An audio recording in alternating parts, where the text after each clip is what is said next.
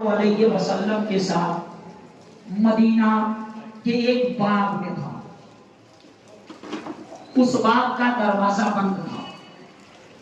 ہم لوگ اندر تھے. کچھ دیر کے بعد ایک آنے والا آیا. دروازے کی کنڈی کھٹکھٹائی. دستک دیا. دروازہ کھولنے کو کہا. پیغمبر اسلام نے فرمایا افتح لہو، اس کے لیے دروازہ کھول دو.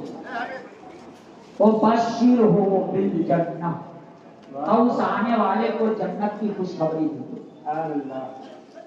دروازہ کھولو، آنے والے کو جنت کی خوشخبری دے دو. آنے والا ابھی سامنے نہیں آیا ہے. کون ہے یہ کوئی اور نہیں جانتا مگر پیغمبر اسلام کی نگاہ نبوت دیکھ رہی ہے. وہ کون ہے؟ بغیر دیکھے بغیر جانے جنت کی خوشخبری اور جنت کی بشارت نہیں دی جا سکتی. نبی نبی ہیں، نبوت کی شان رکھتے ہیں. نبی نبی ہیں، نبوت کی شان رکھتے ہیں. اور نبی نگاہ میں دونوں جہان رکھتے ہیں. نبی نگاہ میں دونوں جہان رکھتے ہیں. اور نبی کی بات نہ مانے اگر تو کافر ہے. نبی کی بات نہ مانے اگر تو کافر ہے. کیوں؟ نبی دہن میں خدا کی زبان رکھتے ہیں. نبی دہن میں خدا کی زبان رکھتے ہیں. پیغمبر اسلام کی نگاہ نبوت دیکھ رہی تھی. آپ نے فرمایا افتح لہو، اس کے لیے دروازہ کھولو. وبشرہ بالجنہ، اور اس کو جنت کی بشارت دے دو، جنت کی خوشخبری دے دو. حضرت ابو موسیٰ اشعری کہتے ہیں میں گیا سوچتے جا رہا تھا وہ کون مقدر والا ہے جس کو مدینے کے تاجدار مالک کے جنت نے جنت کی خوشخبری دی، جنت کی بشارت دی. جا کر کے دروازہ کھولا تو دیکھ رہا ہوں حضرت ابو بکر صدیق ہیں. جیسے ہی دیکھا کہ حضرت ابو بکر صدیق ہیں، میں نے ان کو رسول پاک کے فرمان کے مطابق جنت کی بشارت دی. انہوں نے رب کی حمد و ثنا بیان کی اور رب کا شکر ادا کیا. آ کر کے رسول گرامی وقار صلی اللہ علیہ وسلم کے پاس بیٹھے. میں دروازہ بند کر کے آ گیا. تھوڑی دیر کے بعد پھر کسی نے دروازے پہ دستک دی. کنڈی کھٹکھٹائی. دروازہ کھولنے کو کہا. پیغمبر اسلام نے فرمایا افتح لہو، اس کے لیے دروازہ کھول دو. وبشرہ بالجنہ، اور اس کے لیے جنت کی بشارت دے دو، جنت کی خوشخبری دے دو.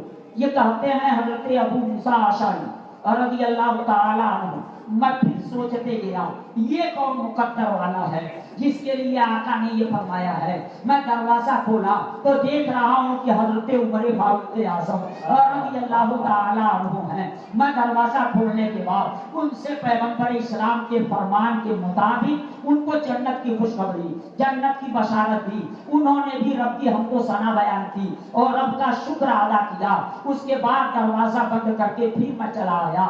تھوڑی دیر گزری کہ پھر ایک شخص آیا. اس نے بھی دروازہ کھولنے کے لیے کہا اور جب دروازہ کھولنے کے لیے کہا تو پیغمبر اسلام صلی اللہ علیہ وسلم نے فرمایا افتح لہو، اس کے لیے دروازہ کھول دو. وبشرہ بالجنہ الا بلوا تصیبہ، جاؤ دروازہ کھول دو اور اس آنے والے شخص پہ جو مصیبتیں پہنچیں گی اس کی بنیاد پہ اس کو جنت کی بشارت. دیکھیے دو کے لیے یہ نہیں کہا تھا میرے آقا نے الا بلوا تصیبہ، یہ صرف یہی پڑھا. اس سے پہلے دو مرتبہ دروازہ کھلوایا مگر یہ نہیں کہا. مگر یہ تیسری بار کہتے ہیں اس آنے والے کو جنت کی بشارت دو، اس کو جو مصیبتیں پہنچیں گی ان مصیبتوں پہ اس کو جنت کی بشارت دے. گویا پیغمبر اسلام کو یہ بھی پتا تھا ابھی پہنچی نہیں ہے، وہ پہنچیں گی اور اس پہ اسے جنت کی بشارت دے دو. یہ گئے جا کر کے دروازہ کھولا.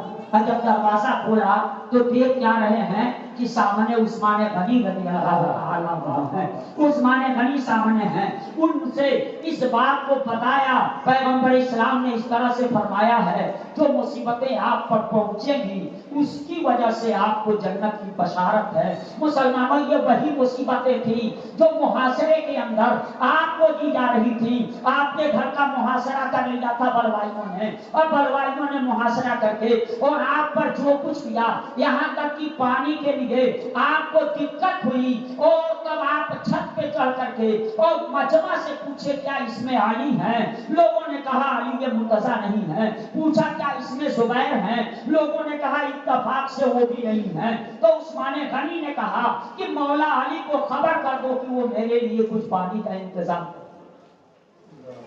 ذرا اندازہ لگاؤ، گھر کے اندر ہے، خلیفۃ المسلمین ہے، اب بلوائی اس طرح سے ہے کہ خلیفۃ المسلمین ہوتے ہوئے میں سوچنے لگا چھوڑ کیوں نہیں یہ خلافت کی کوشش، جب اتنی بڑی مصیبت تو جواب ملا۔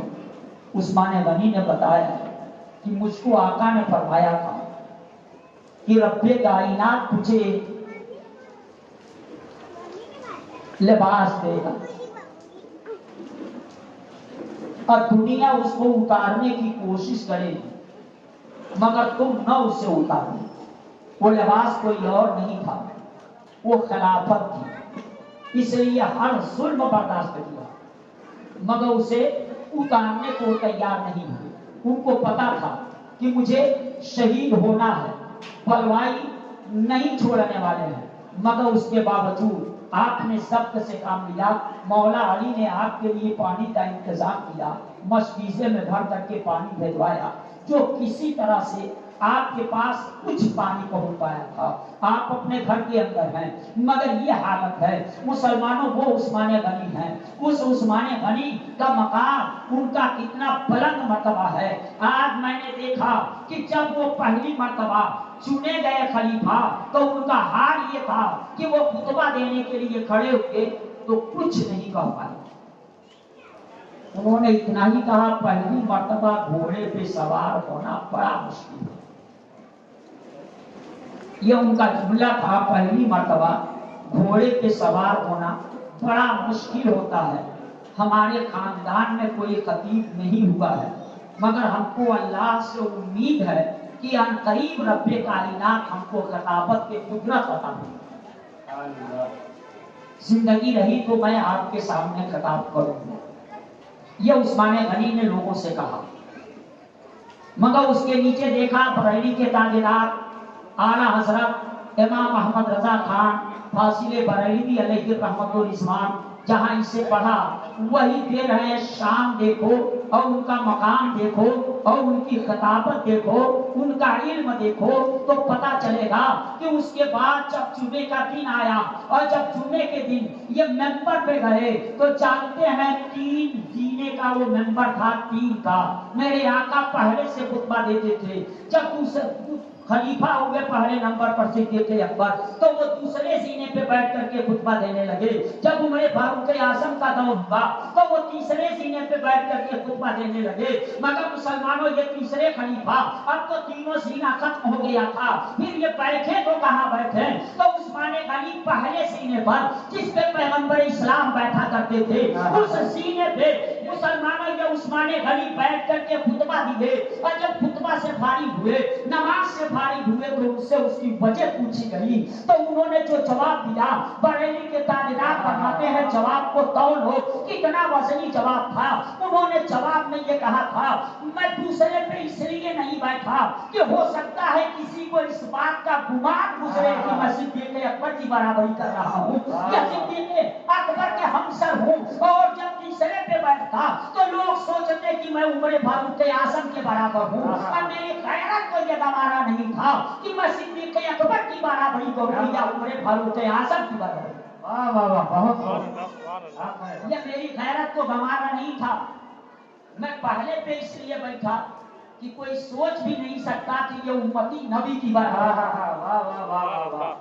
پہلے پہ اس لیے بیٹھا تاکہ یہ کسی کو گمان بھی نہ ہو کہ عثمان پیغمبر کا مقابلہ کر رہے ہیں، پیغمبر کا غلام پیغمبر کا مقابلہ کیا کرے گا، یہ سوچ کر کے کسی کو اس طرح کا خطرہ نہ ہونے پائے۔ ذرا آپ اندازہ لگاؤ، سوچو یہ صحابہ کرام اور یہ عثمان غنی رضی اللہ تعالی عنہ کی اپنی سوچ، مسلمانوں برابری کا دعویٰ کرنا تو دور کی بات ہے، ان کو یہ بھی نہیں برداشت ہے کہ کسی کے دل کے اندر یہ خیال پیدا ہو کہ یہ ان کے ہم پلہ ہوں گے، یہ ان کے ہمسر ہوں گے، یہ ان کے برابر ہوں گے، یہ سوچ نہ پائے کوئی۔ اس کی بنیاد پہ انہوں نے پہلے نمبر پہ پہلے سینے پہ بیٹھ کر کے خطبہ دیا تھا۔ اب وہی وہ فرماتے ہیں، بریلی کے تاجدار کو میں نے دیکھا، آپ نے کہا کہ رسول پاک صلی اللہ علیہ وسلم نے فرمایا تھا کہ میری سنت اور خلفائے راشدین کی سنت پہ جو عمل کرے گا وہی جنت میں جائے گا۔ اس سے پتا چل گیا کہ وہ اس کا جو پیغمبر کی برابری کا دعویٰ کرتے ہیں وہ عثمان غنی کے طریقے کو چھوڑ دیے ہیں، اور جو صحابہ کا طریقہ چھوڑ دے وہ کبھی جنت میں جا نہیں سکتا۔ جنت میں وہی جائے گا جو پیغمبر اسلام اور پیغمبر اسلام کے صحابہ کی سنت پہ عمل کرے گا۔ مسلمانوں ذرا سوچو اور غور کرو، وہ عثمان غنی ہے، بلوائیوں نے گھیر لیا، اور جب گھیر لیا تو پوزیشن یہ ہوئی کہ دروازے پر پہلے علی مرتضیٰ نے حسن و حسین کو پہرے دار دیا، کسی بلوائی کو اندر گھسنے نہیں دینا، کسی کو اندر نہیں گھسنے دینا۔ وہ پہرا دینے لگے۔ اب یہ دیکھ کر کے حضرت زبیر بھی اپنے صاحبزادوں کو لا کر کے لگا دی، پہرا بہت سخت ہو گیا۔ اب بلوائی جو گھیرے ہوئے تھے انہوں نے دیکھا پہرا اتنا سخت ہے کہ ہم اندر گھس نہیں سکتے، تو ایک صاحب غالباً محمد بن ابو بکر، انہوں نے تیر چلایا اور اس تیر سے باری باری سے تیر چلایا، اس میں 3 آدمی زخمی ہوئے، جس میں حسن مجتبیٰ بھی زخمی، کیونکہ وہ دروازے پہ پہرا دے رہے، وہ زخمی ہوئے۔ اب ان کو اس کا خیال آیا کہ اب یہ زخمی ہو گئے ہیں، ابھی لوگوں کو یہ خبر ہوگی تو لوگ ٹوٹ پڑیں گے اور معاملہ دوسرا کھڑا ہو جائے گا اور ہم لوگ اپنے مقصد میں کامیاب نہ ہو سکیں گے۔ تو اس میں سے اشارہ کیے اور 2 بلوائی ان کے پیچھے ہو لیے اور بغل کے مکان میں گھس کر کے اب اس مکان سے وہ عثمان غنی کے گھر کے اندر داخل ہو گئے۔ ادھر پہرا دینے والے پہرا دیتے رہے، بلوائی اتنا شور مچاتے رہے کہ کچھ پتا نہیں چل رہا تھا، اور یہ 3 آدمی بغل کے مکان میں جا کر کے اور اس مکان سے عثمان غنی کے مکان میں داخل ہو گئے، اور وہاں صرف اور صرف آپ کی اہلیہ محترمہ تھی۔ جہاں عثمان غنی تھے وہ قرآن کی تلاوت کر رہے تھے، اور وہاں صرف ان کی اہلیہ محترمہ تھی۔ یہ وہاں پہنچے، سب سے پہلے یہی ابو بکر کے صاحبزادے سب سے پہلے یہ پہنچے تھے، اور انہوں نے عثمان غنی کی داڑھی پکڑی تھی، مگر پکڑی جیسے ہی داڑھی پکڑی، عثمان غنی نے کہا اگر تیرے والد ہوتے تو تیری اس حرکت پہ وہ تجھ کو کیا کہتے۔ اس بات کا اتنا اثر ہوتا کہ ترنت داڑھی چھوڑ کر کے کنارے ہٹ گئے اور افسوس کر رہے، مگر اتنے میں وہ 2 بلوائی جو اندر گھس گئے تھے وہ بے تحاشا عثمان غنی پہ حملہ کر دیے۔ آپ کی اہلیہ محترمہ حضرت نائلہ شور مچاتی رہ گئی، مگر بلوائیوں کے شور اور ہنگامے کے بیچ میں وہ آواز باہر لوگ سمجھ نہ سکے، سنائی نہیں دیا، اور یہ عثمان غنی کو شہید کر دیے گئے۔ عثمان غنی شہید کر دیے گئے۔ آپ 82 سال کی عمر میں شہادت کا یہ جام نوش فرمائے، آپ 82 سال کی عمر میں شہید ہوئے۔ 12 سال کچھ دن تک آپ نے خلافت کے امور کو انجام دیا۔ اب آپ جوڑیے گا تینوں کو، اور تینوں کو جوڑ کر کے سوچیے گا کہ 30 میں ابھی کتنا کم ہو رہا، 30 سال میں کتنا کم ہو رہا، کیونکہ 10 سال کچھ دن عمر فاروق اعظم، 2 سال 2 مہینہ سے دیکھے اکبر، 12 سال یہ تو 12 10 22 24، یعنی 24 سال سے زیادہ 24.5 مان لیجیے موٹا موٹی 24.5 سال ہو گئے.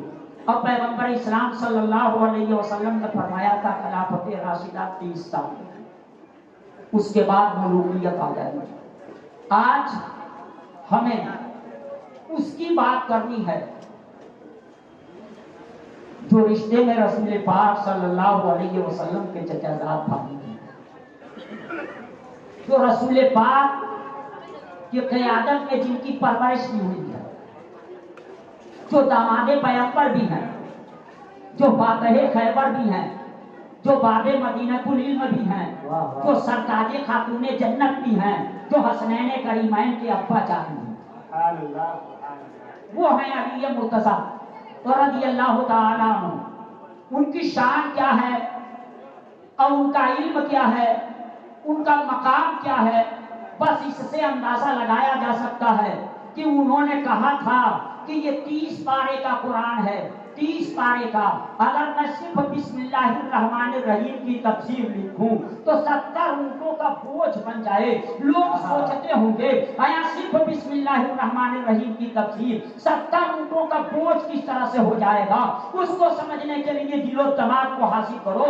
کہا تھا مولا علی نے کہ یہ 30 پارہ قرآن جب سمیٹ دیا گیا تو 30 پارہ سمیٹا گیا تو صرف اور صرف سورہ فاتحہ ہوگا. یعنی سورہ فاتحہ کے اندر میں قرآن کے 30 پاروں کو دیکھ رہا ہوں. اور اس کے بعد آپ نے فرمایا سورہ فاتحہ کو بھی سمیٹ لیا، 30 پاروں کو بھی سمیٹ لیا تو صرف بسم اللہ الرحمن الرحیم تیار ہوئی. بسم اللہ الرحمن الرحیم کے اندر میں 30 پارہ قرآن دیکھ رہا ہوں اور 30 پارہ قرآن سمیٹا گیا تو بسم اللہ الرحمن الرحیم ہوا. اس کو بھی سمیٹ لیا گیا تو بسم اللہ کی بات بات ہے. اب بے اور با الگ الگ انداز ہو گیا. کہیں بے پڑھایا جاتا تھا اور با پڑھایا جاتا ہے. اب اس میں سے جو آپ سمجھیں مولا علی. اچھا ایک بات بتائیے، اس با کے نیچے یا بے کے نیچے نقطہ کتنا؟ با اور بے کے نیچے نقطہ کتنا؟ اگر ایک نقطہ ہے اس کے نیچے تو مجھے بتائیے کیا بغیر نقطہ کے وہ با تھا؟ جب بغیر نقطہ کے وہ با تھا ہی نہیں تب اس کے نیچے کہاں ہو؟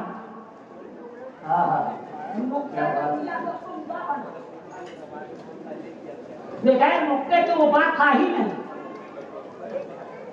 تو اب با کے نیچے کہاں نقطہ؟ با تو اس کو اور اس نقطے کو ملا کر کے لگا بنا. اب اس کے نیچے کہاں نقطہ؟ مطلب مولا علی کہتے ہیں اے سب کو سمیٹا تو بسم اللہ کی بے کا وہ نقطہ. میں اس نقطے کے اندر 30 پارہ قرآن دیکھ رہا ہوں. یہ باب مدینۃ العلم ہے جو ایک نقطے کے اندر 30 پارہ قرآن دیکھ رہے ہیں. اب آپ کو یہ سوچیں گے کہ ایک نقطے کے اندر 30 پارہ قرآن کیسے، تو میں آپ کو آسانی سے سمجھا سکتا ہوں اگر آپ سمجھنے کو تیار ہوں. ایک نقطے میں 30 پارہ قرآن کیسے آ سکتا ہے؟ ہم کو اور آپ کو بھی رب کائنات نے نقطہ دیا ہے. یہ آنکھ کا پورا ڈھیرا دیکھنے کا کام نہیں کرتا. مسلمانوں کنارے کنارے جو سفید حصہ ہے وہ نہیں دیکھتا، تو اس کے بعد بیچ میں ایک سیاہ حصہ ہے وہ ابھی دیکھنے کا کام نہیں کرتا. اس سیاہ حصے میں ایک چھوٹا سا نقطہ ہے جو رائی کے تانے کے برابر ہے، اس سے بھی چھوٹا ہے. دیکھنے کا کام وہی نقطہ کرتا ہے. اب وہ نقطہ آپ کو بھی دیکھ دیا گیا ہے. اب اسی اتنے چھوٹے سے نقطے میں بتاؤ اتنے بڑے بڑے پہاڑ کہاں سے آتے ہیں؟ اتنے چھوٹے سے نقطے میں اتنی لمبی چوڑی دنیا کہاں سے آتی ہے؟ اتنے چھوٹے سے نقطے میں اتنا بڑا جنگل پور کیسے آتا ہے؟ اتنے چھوٹے سے نقطے میں اتنا بڑا چھتیس گڑھ کیسے آتا ہے؟ اتنے چھوٹے سے نقطے میں مسلمانوں یہ ہندوستان کیسے آتا ہے؟ اگر اس سے بھی نہ سمجھ میں آئے تو دنیا کا نقشہ اٹھا لو، دنیا کا نقشہ اٹھا لو، پتا چل جائے گا. نقشہ بنانے والے بھی کیا کمال کی بات کرتے ہیں. دنیا کا نقشہ بنایا اور ایک جگہ ایک چھوٹا سا دائرہ بنا دیا اور دائرہ بنا کے بتا دیا یہی ہندوستان ہے. جب اس پہ نظر پڑی تو میں سوچا یار یہ ہندوستان کا یہ ایک کمرہ نہیں ہو سکتا. یہ ہندوستان کیسے بنے گا؟ یہ ہندوستان کیسے ہوگا؟ مگر مسلمانوں دنیا के नक्शे में एक छोटा सा धब्बा होता है और वो एक मुल्क बन जाता है। अब जो लोग हिंदुस्तान में टहले हों, जैसे ही नक्शे पे उनकी नजर पड़ेगी और उस गोल दायरे पे नजर पड़ेगी और हिंदुस्तान को देखे हैं, तुरंत वो समझ जाएंगे हिंदुस्तान में दिल्ली का लाल किला इसी नुक्ते के अंदर है, ताजमहल इसी के अंदर है, कुतुब मीनार इसी के अंदर है, महाराष्ट्र इसी के अंदर है, छत्तीसगढ़ इसी के अंदर है। मुसलमानों पूरा हिंदुस्तान उनको उसी नुक्ते के अंदर नजर आने लगेगा, उसी एक नुक्ते के अंदर नजर आने लगेगा। अब मौला अली तो वहां आंख खोले हैं कि आंख खोलने के बाद किसी दुनियादार को नहीं देखा है, महबूबे परवरदिगार को पहले देखा है, और जिन आंखों ने पहले महबूबे परवरदिगार को देखा है, ये उन निगाहों का कमाल है कि एक नुक्ते में वो 30 पारा कुरान देख ले। नारे तकबीर, अल्लाहु अकबर, नारे रिसालत, या रसूल अल्लाह, जिक्र शुहदाए करबला, जिंदाबाद, मौलाए शान मौलाए कायनात, जिंदाबाद, नारे तकबीर, अल्लाहु अकबर। सुभान अल्लाह, सुभान अल्लाह। ये हसनैन करीमैन के अब्बा जान है। जानते हो इनका मकाम क्या है?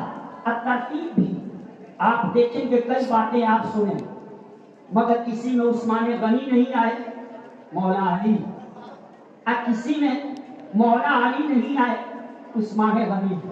जैसे अभी सुने कि उस बागीचे का दरवाजा खुलवा है, तो सिद्दीक़ अकबर आए पहले नंबर पे, उमर फारूक आज़म आए दूसरे नंबर पे, तीसरे नंबर पे उस्मान गनी आए।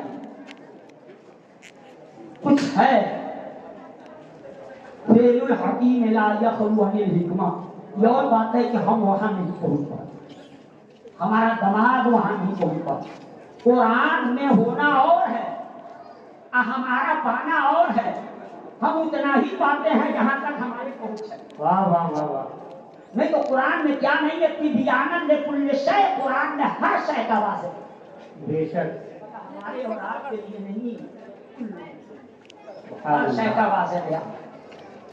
आपने सुना है मौला अली से उस यहूदी ने पूछा, बड़ी कमजोर थे, इतना टिक्का कहीं कहीं थे, और मौला अली की दाढ़ी बड़ी घनी थी, लंबी थी, और उसने पूछ दिया आप लोग कहते हैं कुरान में हर चीज का बयान है, तो क्या मेरी और आपकी दाढ़ी का बयान है?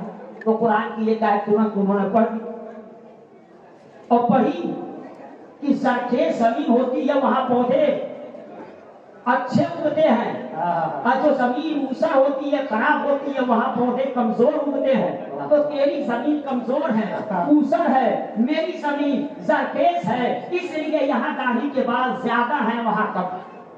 तो ये भी ढूंढ लिया ना कुरान से, मगर हम और आप ढूंढ लेते। कुरान में क्या नहीं है? आपने वह वाकया सुना होगा कि एक जगह हॉस्पिटल के अंदर चंद औरतों का ऑपरेशन का बारी बारी डिलीवरी का इत्तेफाक से एक से लड़का हुआ, एक से लड़की, मगर बाद में लड़की लेने को कोई तैयार नहीं। दोनों लड़के के दावा कर दिए लड़का हमारा है, लड़का हमारा है। इत्तेफाक से डॉक्टर के जहन से बात निकल गई, परेशान हो गए। लड़की को लेने को कोई तैयार नहीं, दोनों लड़के ही पे दावा कर रहे हैं। उसमें एक डॉक्टर अब्दुल रहमान साहब थे उस हॉस्पिटल में। लोगों ने तंजन डॉक्टर अब्दुल रहमान साहब से कहा, डॉक्टर साहब आप लोग कहते हैं कुरान में हर शय का वाज़ेह बयान, तो आप बताइए ना क्या इसका बयान है? कैसे हल होगा मसला? क्या इसका बयान कुरान में है? डॉक्टर साहब का ईमान मजबूत था। डॉक्टर अब्दुल रहमान साहब ने कहा हाँ, इसका भी तो कुरान के अंदर बयान है। कहा तो बताइए। कहा यही तो बात है, रुकिए, हमारे एक चाहने वाले हैं जो रहते हैं जामिया अज़हर में, मैं उनसे राब्ता करता हूँ। और जब वहाँ राब्ता करके इस सवाल को पूछा तो उन्होंने कहा कि हाँ कह तो कुरान में उसका भी जिक्र है। कहा इतना तो कह दिया हूँ, मगर बताऊं कैसे? कहा कुरान में है नहीं, लिस्सा करे मिसलो हसी बाप की जायदाद में 1/3 लड़की का और 2/3 लड़के का। जिस तरह से बाप की जायदाद में लड़की के दूना लड़के का होता है और लड़के के आधा लड़की का होता है, उसी तरह से माँ के दूध में भी लड़के से आधा लड़की वाले का होता है और लड़की वाले के दूना लड़के वाले का होता है। दोनों औरतों का दूध निकाल लिया जाए तो दोनों औरतें लड़की लेने को तैयार नहीं है, दोनों का दूध निकाल करके जांच कर लिया जाए, वो दूध बता देगा किसका लड़का है किसकी लड़की है। वाह वाह वाह वाह वाह, बहुत बता देगा किसका लड़का है और किसकी लड़की है। मुसलमानों, वो है कुरान मुकद्दस। कुरान मुकद्दस में हर शय का वाज़ेह बयान है। अफसोस यह है कि हम कुरान से दूर हो चुके हैं। कुरान को ताकि जीनत बना करके हमने रख दिया है। हम कुरान समझने की कोशिश नहीं कर रहे हैं। मौला अली बाबे मदीनतुल इल्म है और ये मौला अली मुसलमानों वो है कि सिर्फ ये नहीं कि ये आलिम है। इनके इल्म का ये हाल है कि एक मर्तबा एक मुकद्दमा आया था उमर फारूक आज़म के सामने। एक हामिला औरत आई जिसको ज़िना का हमल था। वो औरत आई, अशरई सबूत मिल गया। उमर फारूक आज़म ने फैसला सुना दिया कि इस औरत को संगसार कर दिया है। मौला अली उस मजमे में थे। मौला अली ने याद दिलाया कि पैगंबर इस्लाम हामिला औरतों को बच्चे की पैदाइश से पहले संगसार करने का हुक्म नहीं देते, क्योंकि औरत जानिया है, ये मुजरिम है, इसको सजा मिलना चाहिए। इसने जुर्म किया है मगर पेट का जो बच्चा है उसका कोई जुर्म नहीं है, इसलिए उस बच्चे को सजा नहीं मिलनी चाहिए। तुरंत उमर फारूक आज़म ने अपना फैसला वापस लिया, फैसले से रुजू किया और उसके बाद फरमाया आज मौला अली की मौजूदगी ने उमर को हलाकत से बचा लिया। मौला अली नहीं होते तो उमर हलाक हो जाता, उमर बर्बाद हो जाता। मुसलमानों, ये इल्म है और ये अली मुर्तज़ा रज़ी अल्लाह ताला अन्हु के फैसले। वो मौला अली, आपने बड़ा मशहूर वाक़या सुना होगा बहादुरी की बात, तो आप फातह खैबर हैं। फातह खैबर और उसका वाक़या आपने सुना होगा कि खैबर फतेह करने के लिए पैगंबर इस्लाम सल्लल्लाहु ताला अलैहि वसल्लम ने पहले झंडा सिद्दीक़ अकबर को दिया, मगर खैबर फतेह नहीं हुआ। उसके बाद झंडा उमर फारूक आज़म को दिया,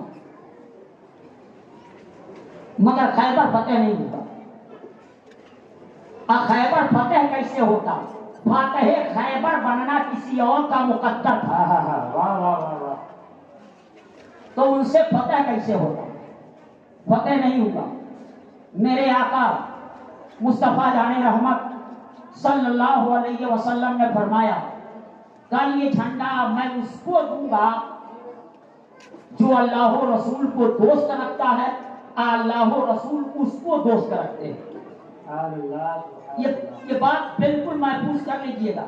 आका ने जब झंडा देने की बात की थी तो ये कहा था कल ये झंडा मैं उसको दूंगा जो अल्लाह रसूल को दोस्त रखता और अल्लाह रसूल उसको दोस्त रखते हैं, उसके हाथ पर किला फतेह हो जाएगा।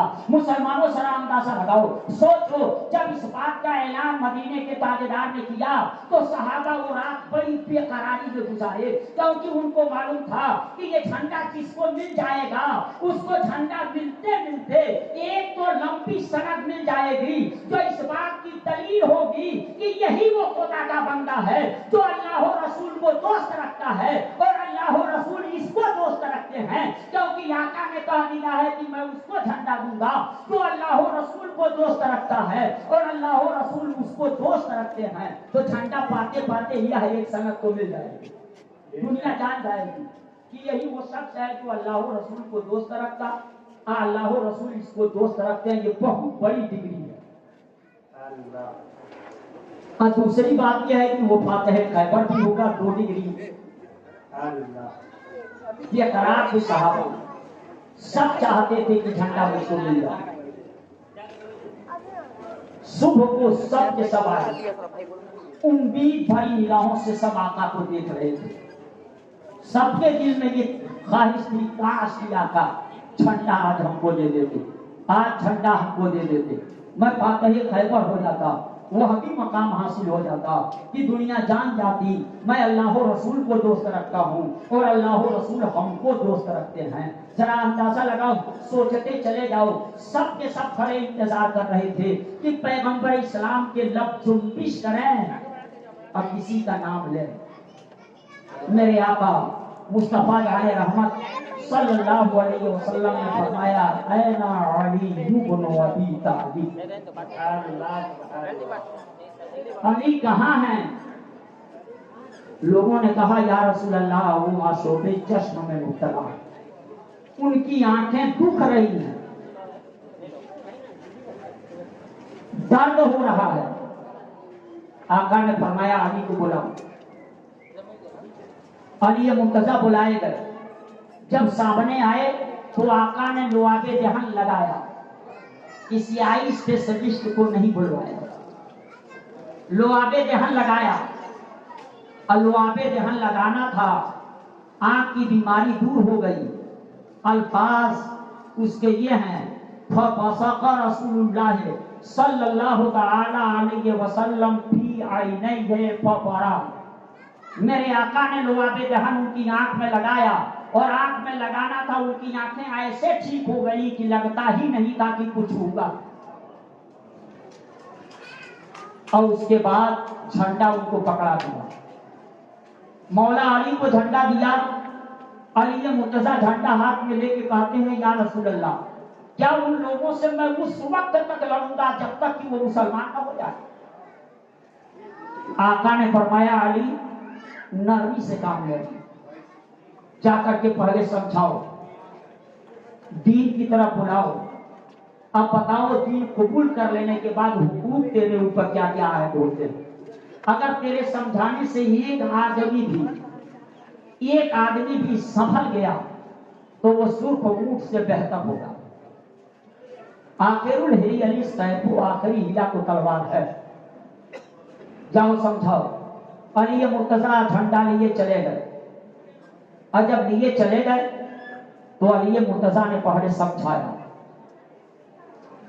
مگر سمجھانے سے بات نہیں بنی، اور سمجھانے پہ وہ مانتا کیا، اسلام کیا قبول کرتا، صلح کیا کرتا؟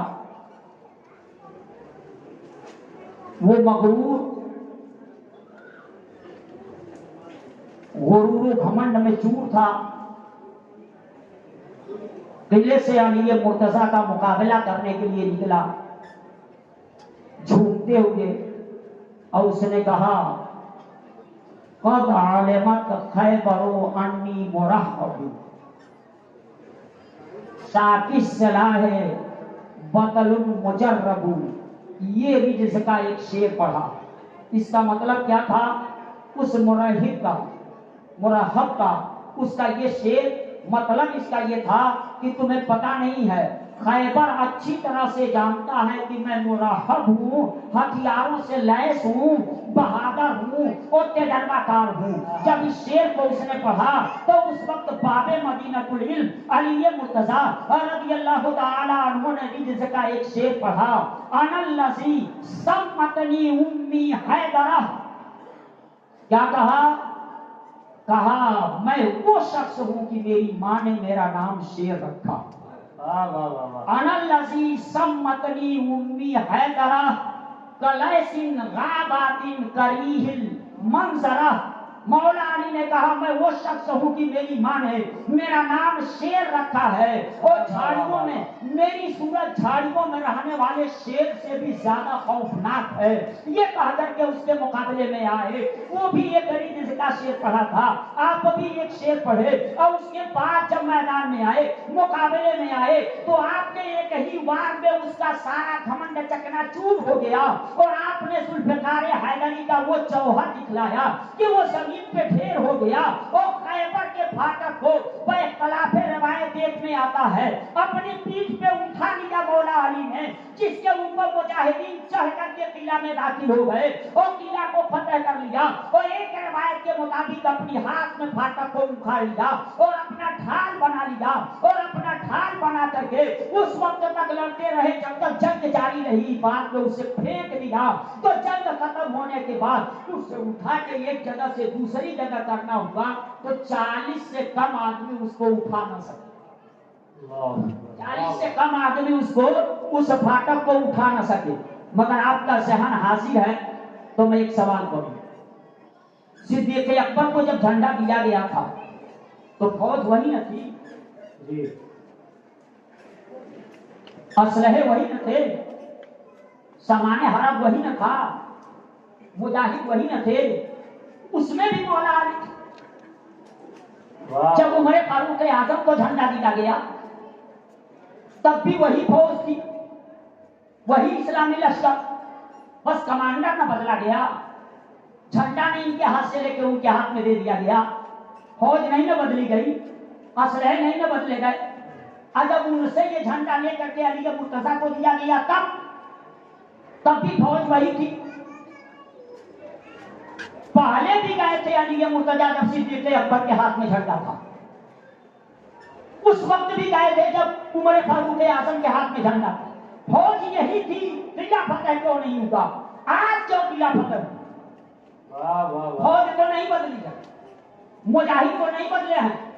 میں بڑا غور کیا تو کہا ایک چیز بڑھ رہی ہے. میں کہا وہ کون سی چیز بڑھ رہی ہے؟ تو روزانہ فوج وہی رہتی تھی مگر لعاب دہن رسول نہیں پہنچتا تھا. آج کا موقع ہے کہ لعاب دہن رسول پہنچا ہے. اگر غور کیا جائے تو صحیح معنوں میں فاتح خیبر تو لعاب دہن رسول ہے. ایک بہانہ تھا ان کی آنکھ میں لعاب دہن رسول کو ڈال. سبحان اللہ سبحان اللہ. بہت خوب. لعاب دہن رسول کو ڈالنا یہ بہانہ تھا. لعاب دہن رسول مسلمانوں صرف چابی کی روٹیاں بڑھانے کا کام نہیں کرتا. لعاب دہن رسول صرف ان کی آنکھ کی بیماری کو دور کرنے کا کام نہیں کرتا. لعاب دہن رسول اگر کرنے پہ آئے تو خیبر کو فتح کر لیا کرتا ہے, بڑے بڑے میدان کو سر کر لیا کرتا ہے. سبحان اللہ سبحان اللہ. بہت حضرات یہ ہے علی مرتضیٰ. میرے آقا نے آپ کو فرمایا تھا انا مدینۃ العلم وعلی بابھا, میں علم کا شہر ہوں اور علی اس کے دروازہ. اس حدیث پاک پہ غور کیجیے. انا مدینۃ العلم وعلی بابھا. کیا کہا؟ باب. آپ لوگ باب لکھ کر کے دیکھیے گا. باب لکھ لیجیے اور لکھ کر کے دیکھیے تو 2 باب, ایک شروع میں ایک آخر میں, اب بیچ میں الف. ادھر بھی باب ادھر بھی باب, بیچ میں الف. تب ہوگا نا باب. میرے آقا نے فرمایا علی باب ہیں, میں مدینۃ العلم اور علی اس کے باب ہیں. ادھر بھی دے ادھر بھی دے. باب میں سے دروازہ ہوتا ہے. اب ادھر بھی دے ادھر بھی دے. ادھر سے پڑھو تب بھی بات پڑھو گے, ادھر سے پڑھو جب بھی بات پڑھو گے. الٹ کر کے پڑھو تب بھی باب ہی ہوگا, سیدھا پڑھو تب بھی باب ہی ہوگا. دروازہ چاہے باہر سے کھولو تب بھی دروازہ ہے, اندر سے کھولو تب بھی دروازہ ہے. یہ باب مدینۃ العلم ہے. مسلمانوں ذرا غور کرو. آقا نے فرمایا انا مدینۃ العلم وعلی بابھا, میں علم کا شہر ہوں اور علی اس شہر کے دروازہ ہے. جب پیغمبر اسلام صلی اللہ علیہ وسلم نے یہ فرما دیا سب کو پتا چل گیا علی مرتضیٰ باب مدینۃ العلم ہے. اور جو باب مدینۃ العلم ہو اس لیے میں کہوں گا دنیا والوں کو اگر علم چاہیے تو علی مرتضیٰ کی ضرورت پڑے گی, کیونکہ شہر نبی میں جو جائے گا وہ علی سے مل کے جائے گا. مصطفیٰ علم کے شہر ہیں اور علی اس کے دروازہ ہے. ایسا ہو ہی نہیں سکتا کہ وہ علم حاصل کر لے اور علی کا ہو. واہ واہ واہ واہ. اور اگر حاصل بھی کر لیا ہے تو وہ علم نہیں. بہت ہو بہت ہو. اسی لیے علی مرتضیٰ مولا علی مشکل کشا رضی اللہ تعالی عنہ نے ایک مرتبہ کہہ دیا تھا سنو سید الملائکہ جبریل امین آتے رسول پاک صلی اللہ علیہ وسلم کے پاس وحی الہی لے کر پیغام خداوندی لے کر. اب تو ہم तो आका से 1 मर्तबा मिलते हैं, मगर मुझसे 2 मर्तबा मिलते हैं। तो लोग सोचने लगे वो आका जिब्रील अमीन उन्हीं के पास आते हैं, अली कह रहे हैं कि उनसे 1 मर्तबा मिलते, हमसे 2 मर्तबा मिलते। लोग समझ ना सके, शोर करने लगे अली क्या कह रहे हैं। धीरे धीरे ये बात और रसूल गिरामी वकार सल्लल्लाहु अलैहि वसल्लम तक पहुंची। आका तो समझ गए, मगर जवाब अली मुर्तजा ही से दिलाना चाहे। वाह वाह वाह वाह। तो आका ने फरमाया अली ने ऐसा कहा। अब तो हाँ अली ने ऐसा कहा। अब तो अभी मैं सम्मन जारी करता हूं, अभी मैं नोटिस जारी करता हूं और अली को तलब करता हूं अपनी अदालत में। अली मुर्तजा बुलाए गए, आका की बारगाह में पहुंचे। मदीने के ताजदार ने फरमाया अली ये लोग क्या कह रहे हैं। अब तो क्या कह रहे हैं, अब तो कह ये रहे हैं कि अली ने कहा है सैयदुल मलाइका जिब्रील अमीन जब आते हैं तो 1 मर्तबा आका से मिलते, 2 मर्तबा मुझसे मिलते। अली मुर्तजा ने कहा या रसूल अल्लाह मेरी क्या मजाल की मैं ऐसी बात कहूं, वाह वाह वाह वाह। मेरी क्या मजाल की मैं ये कहूं। कहा फिर ये झूठ बोल रहे हैं। आप नहीं, सब सच बोल रहे हैं। कहा तूने कहा भी नहीं, ये सच भी बोल रहे हैं, दोनों कैसे होगा। ये तो कह रहे हैं कि तुमने कहा। अली मुर्तजा ने कहा या रसूल अल्लाह मैंने कहा क्या है, मैंने तो आपके फरमान की तर्जमानी की है। मैंने क्या कहा है, आपके फरमान की तर्जमानी की है। मदीने के ताजदार ने फरमाया मेरे फरमान की तर्जमानी नहीं। तो उस वक्त अली मुर्तजा ने कहा या रसूल अल्लाह आप ही ने तो कहा था अना मदीनतुल इल्म व अलीमुन बाबुहा, मैं इल्म का शहर हूँ और अली उसके दरवाजा है। तो जब मैं दरवाजा हूँ तो जो भी शहर में दाखिल होगा तो शहर में दाखिल होने के लिए जब आएगा तो दाखिल होते वक्त भी दरवाजे से मिलेगा और जब पलट करके निकलेगा तो फिर दरवाजे से निकलेगा। शहर में 1 मर्तबा आएगा, दरवाजे से 2 मर्तबा निकलेगा, 2 मर्तबा मिलेगा। यही तो मैंने कहा है अना मदीनतुल इल्म व अलीमुन बाबुहा, मैं इल्म का शहर हूँ और अली उसके दरवाजा। सुभान अल्लाह सुभान अल्लाह। मुसलमानों अल्लाहु अकबर, या रसूल अल्लाह, या अली या अली, या हुसैन या हुसैन। हसरा सोचो, गौर करो, ये है मौला अली, ये है अली मुर्तजा। और सिर्फ ये नहीं कि इन्हीं सब मामले में वक्त चूंकि मैं घड़ी देख रहा हूं और अभी बाकी है, अभी तो आज आधा सफर हुआ है, आधा सफर। हाँ एक बात, अभी इतना टाइम मैं देख रहा हूँ, एक बात बड़ी तेजी के साथ बताऊं मौला अली के ताल्लुक से कि मौला अली का इल्म क्या है, मौला अली देखते कहां तक है, मौला अली समझते कहां तक। एक रोज का वाकया, फजर की नमाज पढ़ा है मौला अली ने। नमाज फजर से फारिग होकर अली मुर्तजा मौला अली मुश्किल कुशा रज़ी अल्लाह ताला अन्हु ने एक शख्स को बुलाया और बुला करके कहा फला मोहल्ले में चले जाओ, फला जगह वहां एक मस्जिद है,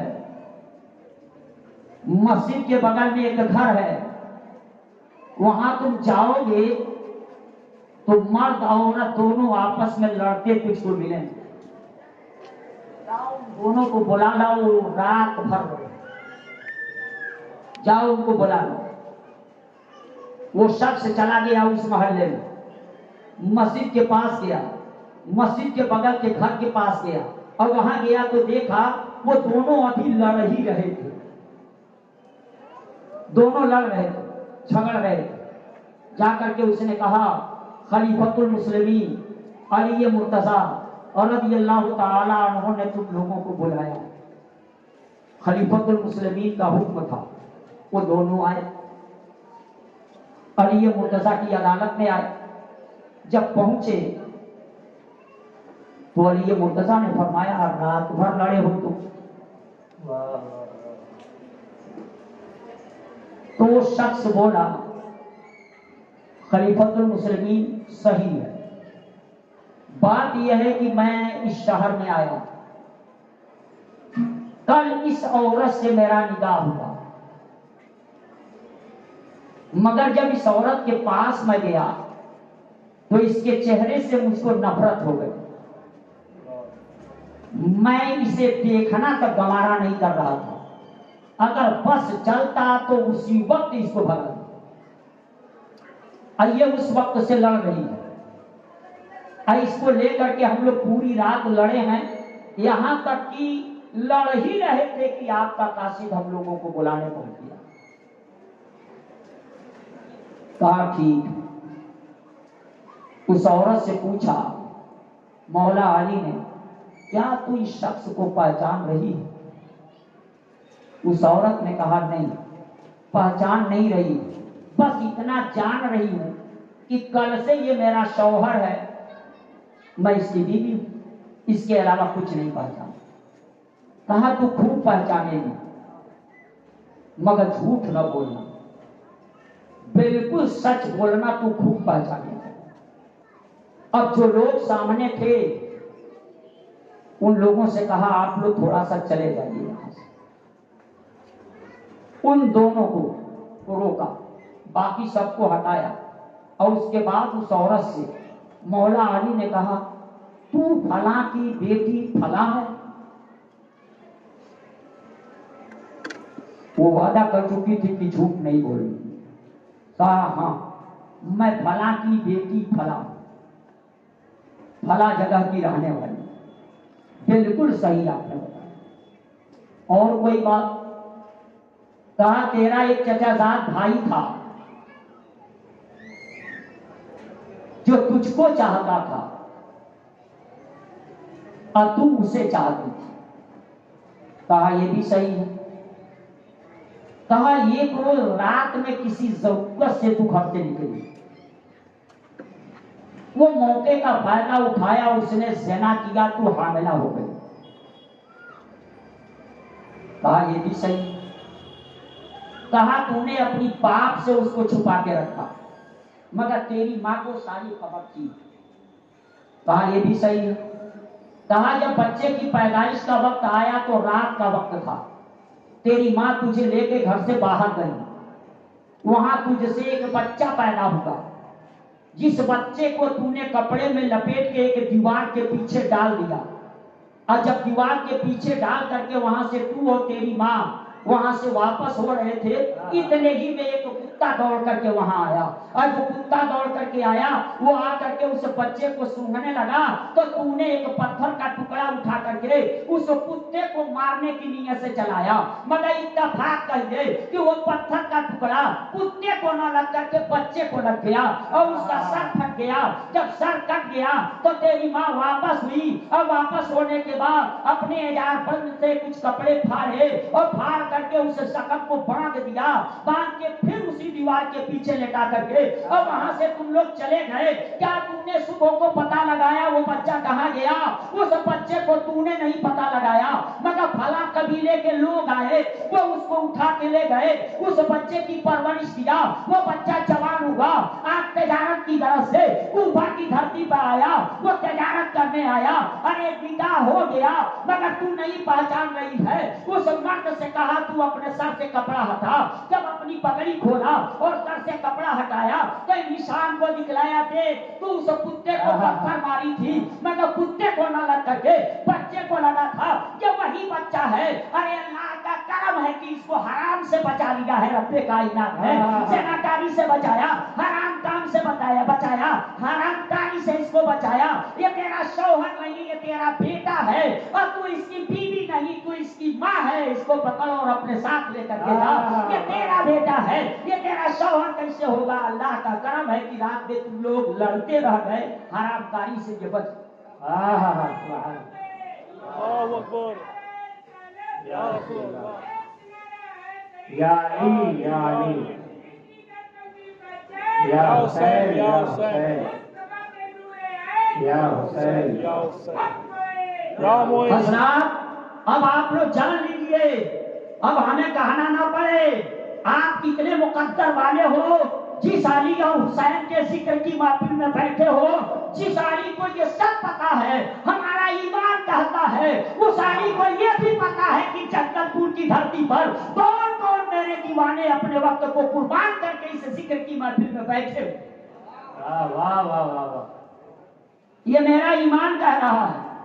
مولا علی نے جب اتنا بتایا تو اس عورت نے کہا بات تو سب صحیح ہے مگر اس بات کو میرے اور میری ماں کے علاوہ تیسرا کوئی نہیں جانتا. آپ کو اس کی خبر کیسے ہوئی؟ واہ واہ واہ. تو علی مرتضیٰ نے کہا یہ نہ پوچھو ہم کو خبر کیسے ہوئی. واہ واہ واہ. من کانا للہ کان اللہ لہو.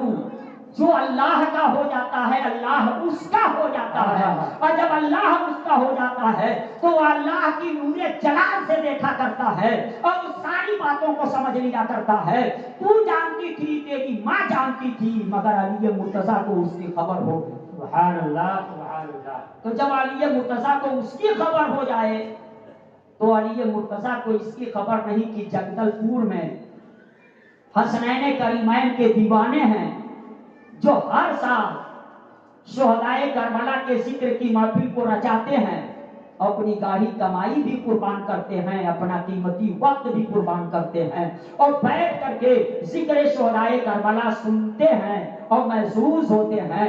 مقدر والے ہو اگر علی مرتضیٰ نے قبول کر لیا اور رسول گرامی وقار صلی اللہ علیہ وسلم نے قبول کر لیا تو یہی کرنا ہو سکتا ہے ہماری اور آپ کی نجات کا ذریعہ بن جائے. یہی ہماری اور آپ کی نجات کا سبب بن جائے. بڑے اچھے لوگ ہیں آپ لوگوں نے سنا دیکھیے ہماری گھڑی وہ ٹائم بجا دی جس ٹائم پہ ہم کو ختم کرنا تھا. طوفان نوح لانے سے اے آنکھ فائدہ 2 اشک ہی بہت ہیں اگر کچھ اثر کریں. 2 اشک ہی بہت ہیں اگر کچھ اثر کریں. وآخر دعوانا ان الحمدللہ رب العالمین استغفر اللہ ربی من کل ذنب واتوب علیہ. السلام.